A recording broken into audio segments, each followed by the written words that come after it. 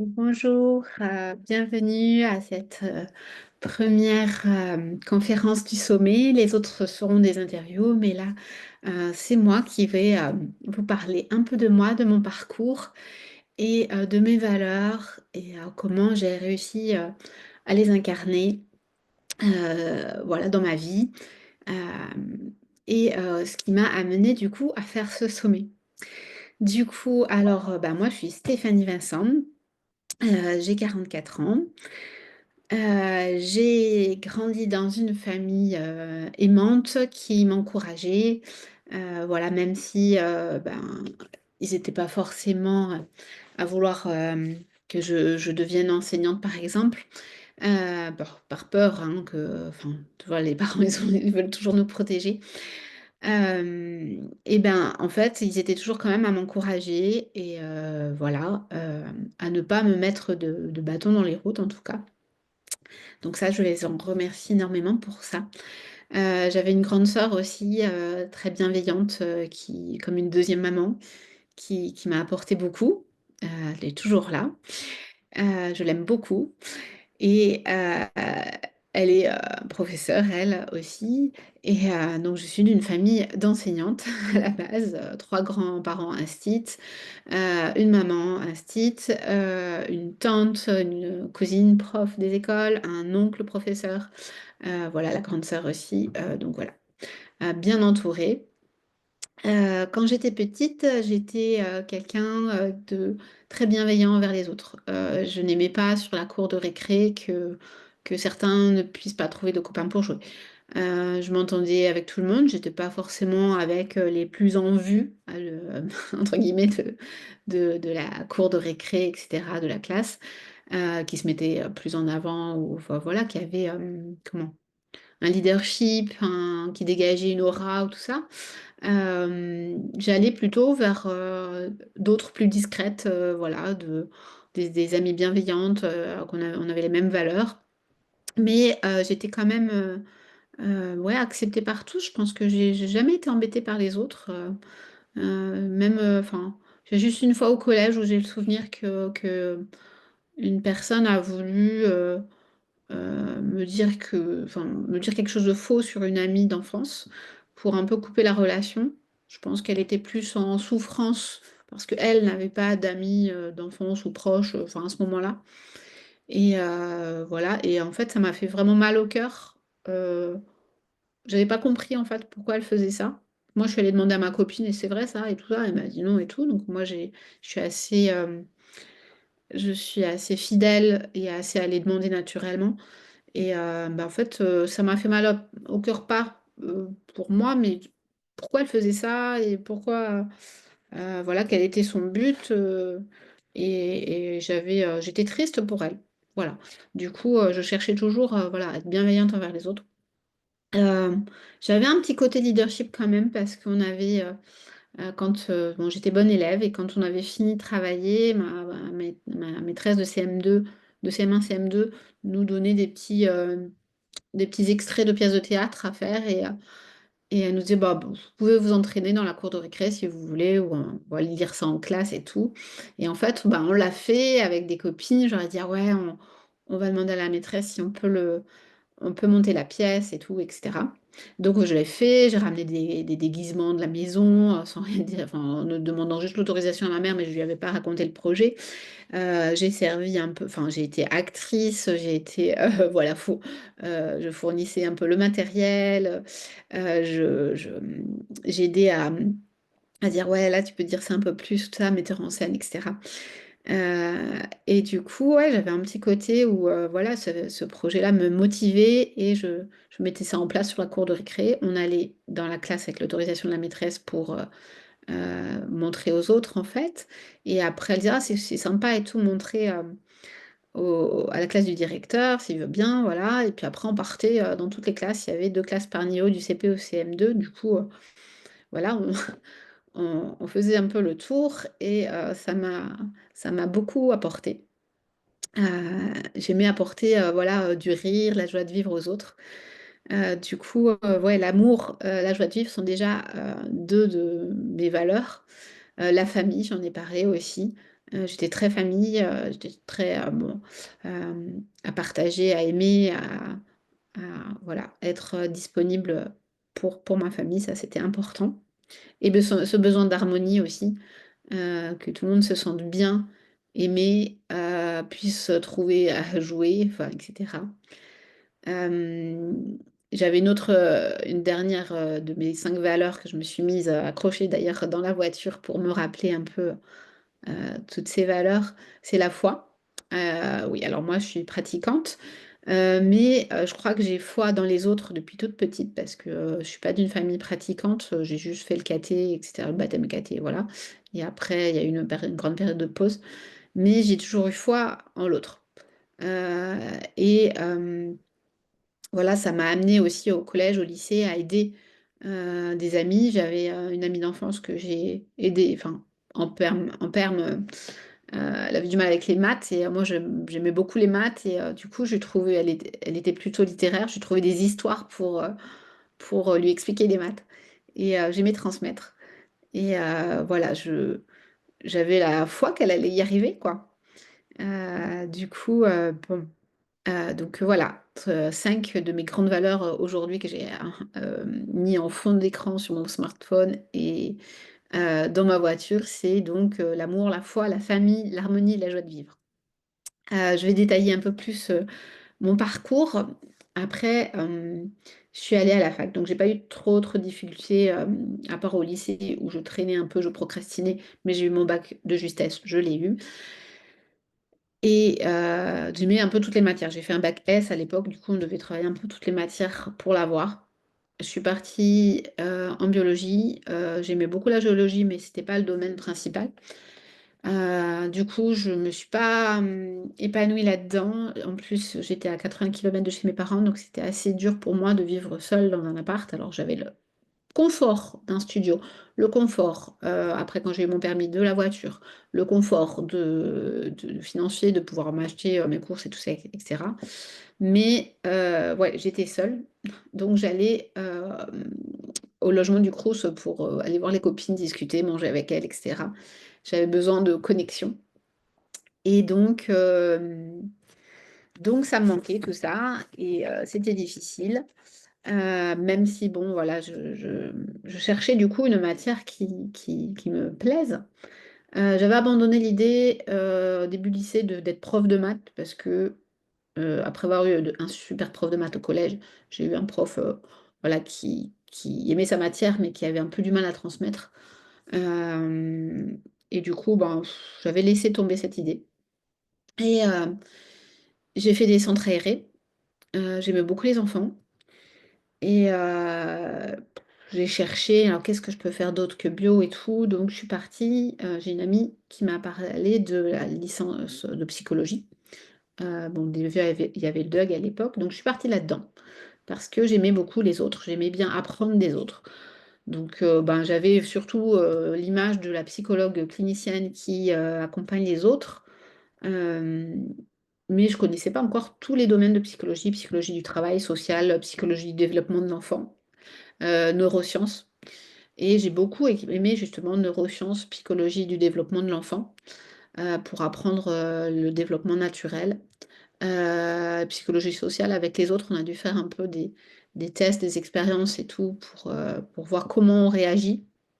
Heu, j'ai aimé, les neurosciences en fait, le côté scientifique, ouais, était important chez moi, de pouvoir vérifier, mettre des variables, comptabiliser, interroger des gens et cetera, mais selon certains critères posés, réfléchis, et j'ai toujours beaucoup aimé apprendre. Donc j'ai eu ma licence de psychologie et bon, comme j'avais redoublé, voilà, procrastiné et cetera, je l'ai eu à 25 ans. À 25 ans, je me suis dit: «J'ai besoin de me mettre à travailler». Je ne me voyais pas faire un master de psychologie, tout de suite, parce qu'il me fallait, voilà, à part, les centres aérés, j'avais pas voilà, été sur le monde du travail, donc je me suis dit: «Ben, je vais chercher un métier qui me corresponde». J'aime les enfants. Qu'est-ce que j'aime? Voilà, je me suis quand même déjà à l'époque, je me suis dit, ben, j'avais pas fait de développement personnel, mais je me suis dit: «Qu'est-ce que j'aime?» et que j'aime faire et que je suis bonne pour ça et tout ça. J'aime, les enfants, centre aéré. Voilà, j'aime toutes les matières. Donc ça, c'était dur de choisir. Donc des fois, vous pouvez avoir des enfants comme ça qui, je pense ben, à des adolescents qui ont du mal dans l'orientation parce que c'est compliqué, on ne sait pas quoi choisir. Mais bon, voilà, je me suis appuyée sur mes qualités et mes compétences et ce que j'aimais et mes besoins aussi. Parce que du coup, je me suis dit, j'ai 25 ans, j'aimerais une famille. Voilà, je me projetais sur avoir des enfants, avoir une famille et tout ça. J'aimerais avoir un travail qui soit en adéquation avec ma vie de famille. C'était vraiment important pour moi. Donc je me dis, les enfants, il y a les week-ends, les mercredis, les vacances. J'ai grandi avec une maman présente, un papa qui est ingénieur, mais qui, bon, à certaines périodes est rentré plus tard, mais du coup, il était quand même assez souvent les soirs. Juste une période où il a de temps en temps dormi à l'hôtel ou fait des voyages. Mais il était là le week-end. Bon, il avait des vacances plus courtes, mais on profitait vraiment des vacances. Donc la dimension famille est très importante. Donc je me dis à ce moment-là, oui, je vais choisir un métier qui puisse me permettre d'être présente pour mes enfants. Donc quel métier réunit toutes les matières, les enfants, un cadre de vie qui permette d'être présent pour sa propre famille, le fait d'aider les autres, de transmettre, parce que je vous avais dit avec mon ami, j'aimais bien transmettre, l'aider à comprendre et tout. Euh, ben, il y a le métier de professeur des écoles, voilà, qui réunit voilà toutes les matières, les enfants, assez jeunes, parce que voilà, j'aimais bien aider, aider les centres aérés. J'ai fait de 3 à 12 ans, donc voilà, je connaissais un peu tous ces âges-là. Et j'avais essayé de fuir en fait ce monde gnostite qui envahissait toute ma famille. Mais j'avais conscience vraiment de ce métier où je voyais ma maman travailler, préparer sa classe et tout pendant les vacances, le soir, les week-ends et tout. Je savais un peu, je connaissais un peu et bah, voilà, j'en ai discuté avec elle et tout ça. Ils avaient un peu peur que, que, que ce soit pas trop dur pour moi, enfin, que ce soit dur pour moi dans le sens, peut-être aussi la charge émotionnelle, le fait qu'on puisse aussi avoir beaucoup de choses à faire pour donner un travail de qualité et on ne s'arrêterait pas. Et le rapport avec les parents, les enfants, c'est pas forcément toujours évident de pouvoir leur apporter le savoir, de les aider à travailler comme il faut et puis de les aider dans leurs difficultés aussi. Donc moi, je pense que ma mère avait des peurs par rapport à ça, de son vécu. Mais bon, j'y suis allée et tout. Voilà, j'ai réussi donc mon concours. Et pour réussir mon concours, comme je procrastinais encore, j'avais fait à l'époque un coaching. Donc en 2007, voilà, un truc flash en 3 mois. Puis après, j'avais continué. Donc j'avais réussi à avoir mon concours. Alors, je me cherchais dans les derniers, hein. Je me valorisais pas trop à l'époque. On était plus de 200 à le passer. Plus de 300 à le passer. Ah oui, donc c'était 2006. On était plus de 300 à le passer et ils en prenaient 120. Donc moi, je cherchais sur les dernières pages. Je remontais, voilà, j'y suis pas, j'ai raté, tout ça. Voilà. Pas d'estime de moi par rapport à mes capacités. J'arrive à la première page, il n'y avait plus que un peu plus d'une vingtaine sur cette page-là, une trentaine sur cette page-là. Et en fait, je me trouve en bas de cette première page, j'étais 25e. Donc voilà, je commence à sauter de joie et tout ça. J'étais super contente et tout. Je comptais de joie, je l'ai eu et tout. Et en plus, je suis 25e, j'ai de la valeur, etc. Je peux croire en moi. Après, j'ai vu d'autres qui pleuraient autour de moi parce que j'étais allée au panneau d'affichage et pas sur Internet. Euh, et du coup, là, je me suis contenue. Je me suis dit non, non, non, tu peux pas sauter dans tous les sens, il y en a qui l'ont pas et tout. Voilà, toujours dans la bienveillance et voilà, euh, l'attention aux autres. Et du coup, enfin, voilà. Mais bon, après, chez moi, j'ai quand même téléphoné à tout le monde, etc. J'ai essayé de célébrer et tout, mais c'est toujours difficile des fois pour moi de célébrer les victoires. Donc voilà pourquoi j'ai choisi le métier d'enseignante. Ensuite, j'ai du coup, voilà, je me suis mariée, enfin, j'ai failli me marier après, non, ça s'est pas fait. Et finalement, je me suis mariée l'année de mes 30 ans. Voilà. J'avais 30 ans quand je me suis mariée. Et mon mari, quand je l'avais rencontré, m'avait dit, bon, par les réseaux internet, mais on s'était questionné, il m'avait dit, oui, non, je lui avais dit, combien veux-tu d'enfants? Il m'avait dit 6 et toi? Waouh! Je lui ai dit 2, on voit au fur et à mesure. Mais j'étais quand même attirée par cette famille nombreuse. Voilà.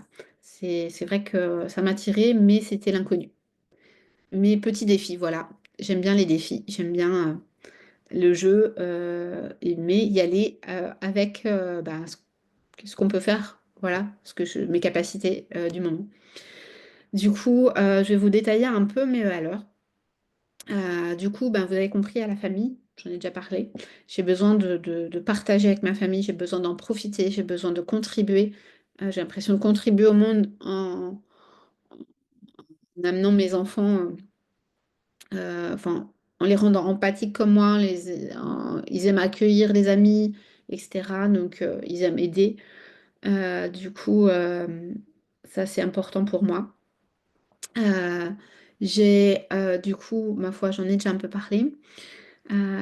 Du coup, j'ai aussi l'amour, ça fait que je suis. Voilà, quand j'ai fait des coachings, là, en 2020, je rejoins les Fabuleuses au foyer parce que je sentais que j'étais un petit peu débordée. J'avais 4 enfants, j'étais maîtresse à mi-temps, euh, j'avais un double niveau. Et je sentais que j'avais besoin voilà, d'aide pour désencombrer ma maison qui était très encombrée, gérer un peu mieux. Alors, je m'en sortais pas trop mal, j'avais des bonnes valeurs, donc je m'en sortais pas trop mal quand même. Mais j'étais frustrée de ne pas pouvoir travailler autant que je voudrais, de ne pas pouvoir aménager ma maison autant que je voudrais, de pouvoir pas, enfin voilà, d'harmoniser un peu tout ça, mon besoin d'harmonie. Ça m'a donné des clés, ça m'a donné des bons outils même j'ai un peu utilisé aussi en classe, à la maison et tout ça. Mais j'avais besoin, donc ça m'a aidé beaucoup à vivre le premier confinement, parce que finalement, en fait, cette inscription s'est faite juste avant mars, ça a commencé en mars, et du coup, ça m'a un peu sauvée, parce qu'il y avait une habitude de se donner du temps pour soi dès le matin. Et j'ai pu le faire dans le confinement, ce qui m'a permis de vraiment bien vivre ce confinement avec mes 4 enfants, dont 2 en bas âge, l'école à distance, ma frustration de ne pas pouvoir justement apporter ces valeurs à mes élèves de connexion, de relation, d'encouragement, euh, de joie de vivre. Vraiment, la joie de vivre, là, tout était coupé. Et donc, voilà, ça a été mes premiers outils. Après, ça a grossi, les fabuleuses au foyer. Il y avait dans les groupes, il y avait beaucoup, beaucoup de monde. Et je m'y reconnaissais plus. Enfin, j'ai fait quand même 4 ans. La quatrième année, en fait, j'ai rejoint un coaching plus à petite échelle avec Géraldine Roure, qui fait partie des interviewées. Vraiment, elle faisait le désencombrement à l'époque et elle commençait le coaching de vie. Et j'avais besoin, voilà, de, de, de, de, de travailler, en fait, de désencombrer ma maison. Et finalement, j'ai appris que si il fallait que je comprenne ma relation aux objets et pourquoi j'encombrais et ma relation à moi. Donc, j'ai appris à travailler sur moi. Euh, j'ai travaillé du coup sur ma mission de vie, vraiment de poser consciemment qu'est-ce que je voulais et tout ça. C'est pour ça que j'ai invité Naomi, dont vous pouvez voir l'interview aujourd'hui, à parler vraiment du projet de vie qu'on a pour nos enfants, parce que en travaillant sur mon projet de vie à moi, j'ai vraiment, enfin, en réactualisant finalement des choses que j'avais faites avec ma coach il y a 20 ans, je me suis rendu compte, voilà, de ce que j'avais mis en place, mais de façon consciente, en fait, de ce que je voulais construire. Donc ma vie, enfin, ma mission, c'est vraiment d'aimer les autres et de transmettre cet amour aux autres et que tout le monde se sente bien. Et j'ai travaillé sur mes qualités, sur mes besoins, sur mes forces, sur mes valeurs. Euh, elle a fait un programme, donc elle vous en parlera, mais sur le fait de simplifier, d'aller à l'essentiel. Et du coup, on travaille beaucoup sur soi pour vraiment aller à l'essentiel. On est obligé de travailler sur soi, de se connaître bien enfin, pour voir après faire des choix en fait et simplifier sa vie. Si on se connaît, on peut mieux faire nos choix. Euh, dans mes besoins, j'avais donc, je vous ai dit, un besoin de connexion, un besoin de contribuer, d'aider les autres, de transmettre. C'est ce que j'ai fait avec le choix de l'enseignement. C'est ce que je fais dans le fait d'aider sur ma paroisse, d'aider mes amis. Euh, en fait, j'ai découvert dans mes forces, dans mes valeurs, dans mes forces, euh, la foi, le fait d'avoir un but dans la vie, la capacité d'aimer, l'honnêteté, la gentillesse, la générosité, mais aussi la fidélité, le travail d'équipe. Et dans mes forces aussi présentes, mais un petit peu plus moins en avant, il y avait l'amour de l'étude, voilà, qui s'était un petit peu endormi, mais j'avais envie de travailler, je sentais que ça avait envie de travailler. La vitalité, ça, voilà, la joie de vivre et tout ça, le fait de donner, enfin, donner de la joie de vivre, être dans une relation, dans la joie, sourire, rigoler. Et puis dans un dynamisme, ça m'appelait aussi, j'étais en manque d'action, en manque de dynamisme, même si voilà, j'aime les jeux de société, j'aime rire avec les autres, mais il manquait un peu d'action. Donc là, je suis servie avec ce sommet. Et ouais, persévérance aussi dans les forces. J'enseigne beaucoup l'essai-erreur à mes élèves de dire justement, bah, ouais, oser parler parce que oser essayer et faire des erreurs et les partager parce que ça fait grandir tout le monde. Et c'est là qu'on peut vraiment vous aider à avancer. C'est là qu'on va pouvoir trouver des astuces, qu'on va pouvoir comprendre comment fonctionne le cerveau. Donc ça, j'aime bien. Et en fait, je ne me l'applique pas forcément à moi-même. Et là, j'ai vraiment vu que, ben non, mais moi, j'étais quelqu'un de persévérante. J'aimais les défis et les relever. Et ben, c'est ce que je vous ai partagé dans les coulisses. C'est que bah, il y a des essais, des erreurs, c'est pas parfait, mais à un moment, finalement, c'est parfait pour moi. Et ça va apporter quand même quelque chose aux autres. Euh, donc, bah, ils prendront ce qu'ils peuvent, enfin, dans ce que je peux apporter à ce moment-là. Et c'est déjà magnifique de pouvoir partager. C'est ce que j'ai vécu dans les coachings avec Géraldine, des coachings de groupe. C'est que le petit pas qu'on partageait, euh, la persévérance qu'on mettait en place et le fait que ce soit en groupe et qu'on s'entraide et tout ça, ça, ça démultipliait notre motivation. Et on allait partager des photos de nos maisons de désencombrées, on allait partager, oui, qu'on avait réussi à faire un choix, à simplifier notre planning, à dire non à quelqu'un. Euh, voilà, on faisait des essais, des erreurs et ensemble. Et voilà, ça, c'est vraiment, finalement, je me suis aperçue que c'était une force en moi et que c'était important. Et c'est ce que j'ai envie de transmettre aussi aux enfants, aux adultes, à mes amis et à vous tous. Voilà, toutes ces forces. On a travaillé aussi sur le fait de briller euh, vers la fin de son premier parcours de coaching et après dans le deuxième, en fait, qui s'appelait Brille. Et voilà, du coup, c'est là qu'a commencé à naître le fait d'aider plus les autres, de sortir en fait de ma frustration de ma classe qui est entre des fois 26 30 élèves ou même moi j'ai eu aussi des multiniveaux entre 20 et 26 élèves. Donc 20, ça paraît pas beaucoup, mais quand on a trois niveaux, CE1, CE2, CM1, voilà, c'est la dernière classe que j'ai eue, j'étais enceinte en plus. C'était pas facile. Du coup, on a des enfants qui sont en difficulté d'apprentissage avec des 10. Euh, qui sont même des fois en difficulté d'apprentissage parce que ils ont du mal à se concentrer sans avoir de 10 sans être, euh, sans avoir des troubles de l'attention. Euh, et en fait, ils ont du mal à se concentrer. Et du coup, ça induit bah, des moments où bah, ils n'arrivent pas à se mettre dans l'apprentissage, et puis ça va faire au niveau comportement, ça va perturber la classe parce que ils n'arrivent pas à se concentrer, ils ont peur d'y aller, ils ont peur de réussir.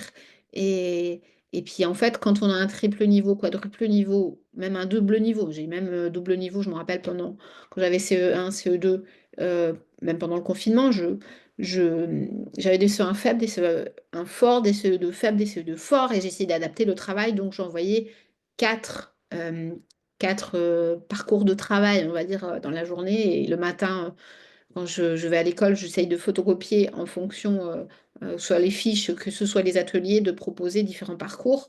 Et alors, triple niveau, voilà, ça multipliait encore plus. Et on faisait des ateliers, j'essayais d'encourager, etc. On faisait plein de choses pour les valoriser. J'essayais de mettre des choses en place, mais je sentais que je voulais aller travailler encore plus ça, ce bien-être qui permet en fait à l'enfant de se sentir mieux et du coup d'aller dans les apprentissages.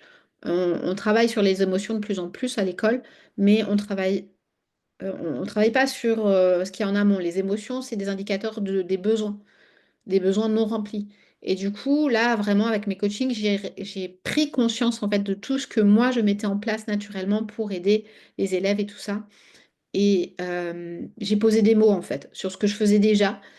Et j'ai posé le fait de conscientiser, on va parler aussi de ça, de l'attention, d'être vraiment présente au moment présent avec Christelle Normand, euh, qui a aussi travaillé ça dans sa classe, d'aller en profondeur pour après qu'il soit mieux dans les apprentissages. C'est important. Du coup, c'est vraiment pour ça que ce sommet a pris vie, parce que ben, dans mon parcours, j'ai des parents d'élèves qui sont venus me dire en fin d'année, c'était le plus beau cadeau, ben, notre fils, il a retrouvé plaisir à aller à l'école grâce à vous et votre collègue, parce que j'étais à mi-temps. Et ça, c'était le plus beau cadeau. Moi, les cadeaux de fin d'année physique, les chocolats, les bougies, tout ça, ça me touche beaucoup. Mais dans les langages de l'amour de Gary Chapman, moi, je suis pas forcément cadeau. Je suis plus, voilà, je suis plus moment de qualité euh, et le toucher et enfin, le fait de, voilà, de mettre une main sur l'épaule pour encourager, le check pour dire bonjour, ça marchait bien. Je crois que j'en parle dans une des interviews. Euh, Vraiment, le moment de qualité, c'est important pour moi. Et ben, en fait, cet enfant qui reprend goût à l'école, une autre enfant aussi qui était sortie du système bilingue de mon école et qui du coup avait atterri dans ma classe de triple niveau pour travailler, pas en anglais du coup les maths, mais en français, parce que sinon c'était toute la journée en anglais, les matières sur 2 jours en anglais, et là c'était du coup en français. Elle se trouvait nulle en maths et en fait, à la fin de l'année, elle faisait tous les exercices. Je lui donnais des exercices en plus parce qu'elle avait fini, elle, chouette et tout. Et elle a aidé les autres. Et en fait, elle était motivante pour tout le monde. Et en fait, elle s'est aperçue, finalement, je l'ai vue s'éclairer pendant l'année sur le fait que, ben non, mais elle n'était pas nulle en maths, elle était capable. Et en plus, elle pouvait aider les autres, elle finit plus vite. Et c'était un bonheur de voir cette évolution. Et voilà, moi, j'ai même eu mon grand-fils qui était à l'époque en CE2 pendant le confinement. Il se trouvait nul. Et j'avais fait totalement confiance à l'enseignante, mais qui n'avait pas assez trouvé le moyen d'adapter et de l'aider. Et bah, en fait, moi, j'ai réussi à trouver des moyens de... Ça m'a blessée parce que c'est vraiment, je ne supporte pas qu'un enfant se trouve nul et se sente pas bien et se bloque dans ses apprentissages. Et du coup, j'ai trouvé des moyens pour aller au cœur des compétences avec lui, écrire pour lui, même les devoirs, maintenant encore, ça arrive, ben, j'écris au brouillon pour lui, puis après, il a juste à recopier. Il n'a pas à penser à la compétence, au savoir et tout ça, et à la question à y répondre. Là, j'écris pour lui, je lis pour lui. Enfin, c'est ce que j'ai fait pendant le confinement. Mais par contre, on faisait les 2 colonnes d'exercice parce qu'il y avait un parcours soit A, soit B en fonction du niveau. Je lui ai dit, d'accord, j'écris pour toi, je photocopie, je remplis dans les trous, on fait des reliés, on fait des surlignés, et ça. On enlève l'écrit, on enlève la lecture qui était difficile pour lui à l'époque et qui le fatiguait beaucoup. Et du coup, bah, en fait, on a retransformé ça en moment de qualité. C'était un échange. C'était ben, on enlevait ce qui était difficile et il a repris confiance en lui. Et c'est vraiment moi ce que j'ai à cœur de travailler avec les enfants et que ce soit chez moi avec mes enfants et maintenant qu'ils sont 4 à apprendre des devoirs et aussi à l'école et de pouvoir aider les parents. Et en fait, j'étais frustrée de ne pas pouvoir, des fois on a des classes trop nombreuses, on ne peut pas donner de ce temps pour questionner l'enfant, l'encourager et tout. J'essaie des fois de discuter avec des enfants sur la récré ou quand au moment où on se range, on attend les autres et tout ça. Je dis alors comment ça va et tout. Voilà. J'essaye de trouver des moments, mais des fois on est frustré et même dans les réunions parents, on ne peut pas prendre 36 réunions par an pour accompagner et tout ça. Donc j'aimerais les aider en dehors, mais je peux pas. Et puis des fois j'aimerais savoir. J'avais un élève en CE2 qui avait des difficultés pour dormir, donc ça, on a beaucoup échangé avec la maman et tout ça pour comprendre comment il fonctionnait. J'aurais voulu l'aider plus et voilà. Mais en fait, il y a comme un frein qu'on se met parce qu'en fait, on reste dans le cadre et c'est difficile de parler aussi de choses qui a trait à la vie de famille, à la vie de l'enfant dans sa famille, sans être intrusif, sans rentrer dans l'intimité, mais en fait, ça a des répercussions sur l'école. Donc moi, j'avais vraiment besoin de cette connexion avec les parents. Et maintenant que moi, j'essaye aussi de développer ça avec les enseignants, les profs de mes enfants pour aider au mieux mes enfants.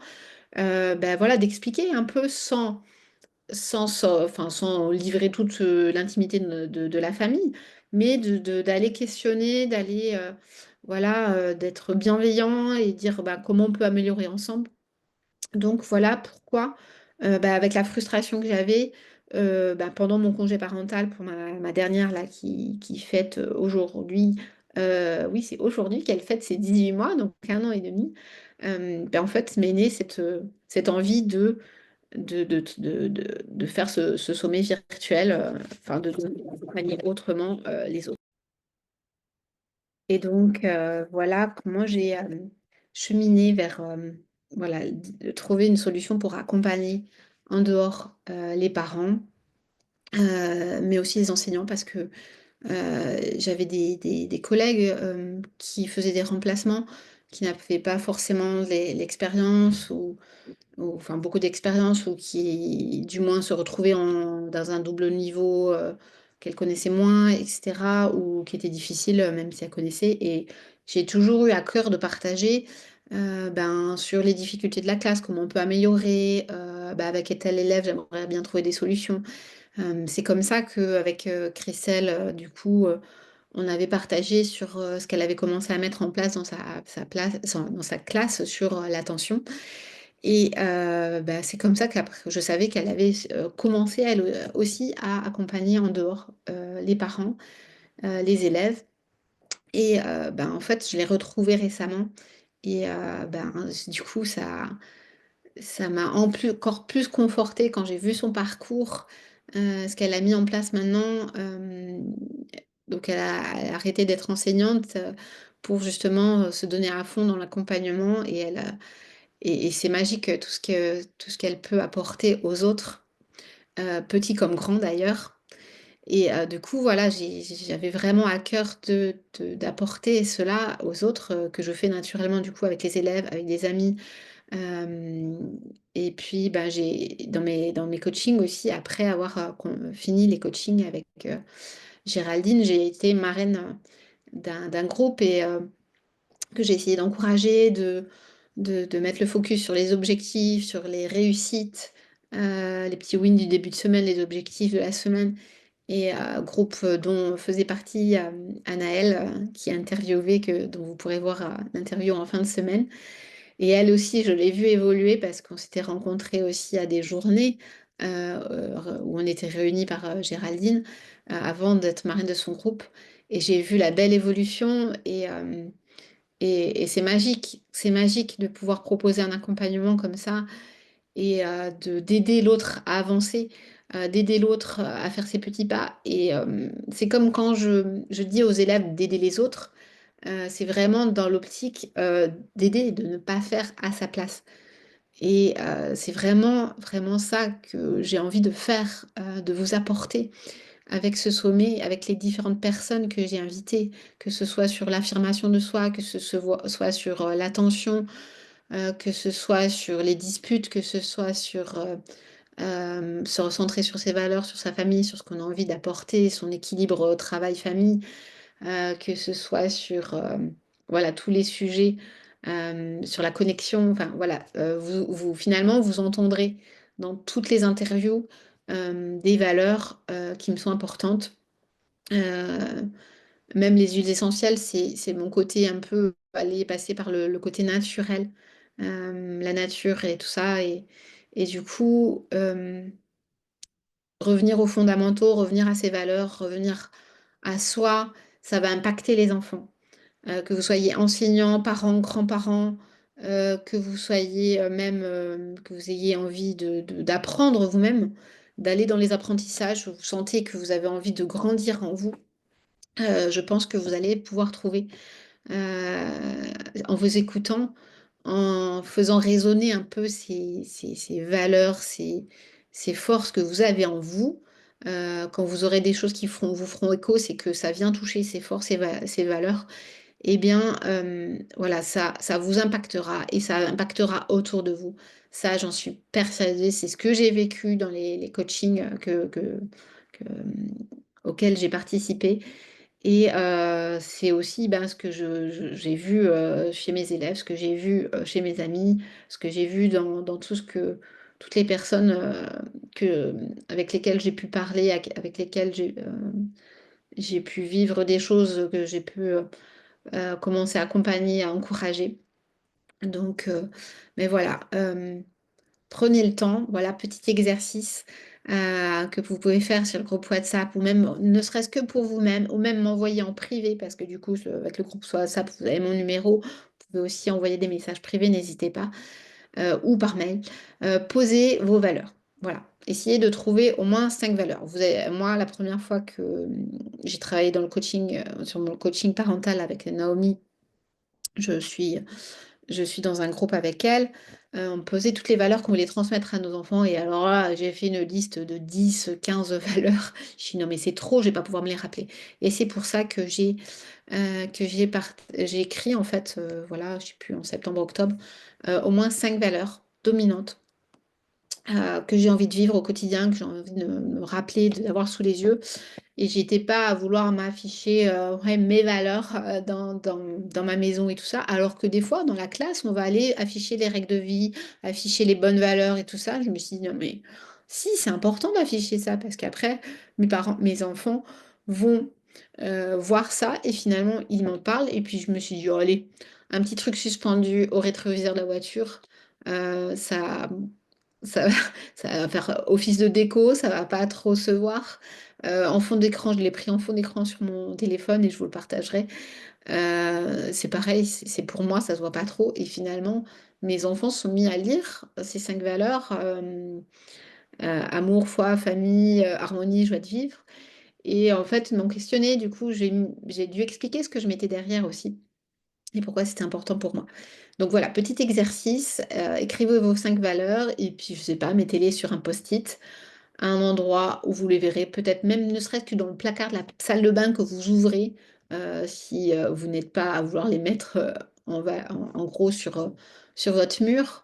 Mais maintenant, il y a des décos tellement jolies, on peut mettre dans des cadres là, vous savez, quand on met un cadre, enfin des fois on le voit même chez des thérapeutes, des gens qu'on va voir pour des rendez-vous, chez nous, il y a ça, ci, ça se fait beaucoup ces tableaux-là. Donc pourquoi pas mettre ça en tableau, mettre ça sur le frigo, voilà, et je suis sûre que ça va vous impacter au quotidien, et vous rappeler, voilà, pourquoi vous avancez dans la vie, et pourquoi, vous avancez, avec vos enfants, et puis, ben, pourquoi pas le faire aussi en classe, heu avec un fond, pas simplement les règles de la classe, et on va avancer comme ça parce qu'il faut des bonnes règles pour bien apprendre et pour s'entendre ensemble et tout. Mais voilà, aller chercher des valeurs qui vont aller toucher au plus profond, et parce que ça va vous faire grandir, et les enfants, les élèves, ça va les faire grandir, d'en parler, de mettre des mots derrière aussi. Qu'est-ce que c'est? Et bah, moi, j'ai envie de vivre ça cette année. Peut-être que ça peut changer aussi, selon les saisons de vie, selon les années à l'école, selon que ce soit l'école, le collège, le lycée. Mais voilà, faites cet exercice, et pourquoi pas, faites-le avec vos enfants aussi ensuite. Et partagez-moi, si vous le souhaitez, bien sûr. Et donc, ben, merci, et ben, suivez les autres interviews du jour avec, Géraldine, dont je vous ai beaucoup parlé aujourd'hui, et aussi Naomi. Voilà, qui vont vous apporter, des pépites, j'espère. Partagez aussi sur le groupe WhatsApp ce que ça vous apporte. Ça nous aide, ça nous encourage tous. Merci beaucoup.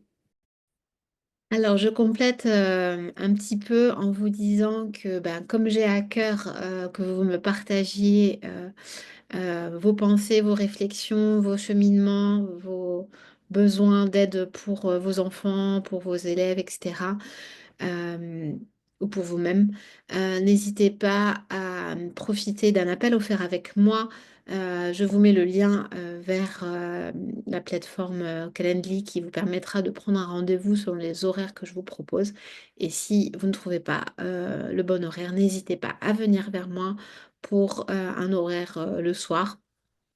Voilà, si besoin et je serais ravie de, discuter en privé avec vous, si, vous avez besoin soit d'aller plus loin que les échanges WhatsApp, soit si vous n'osez pas, parler sur WhatsApp, mais que vous avez envie de discuter avec moi. C'est totalement offert, totalement gratuit et moi ça me permettra de continuer, ce cheminement d'aider les autres. Voilà, je serais ravie de discuter avec vous.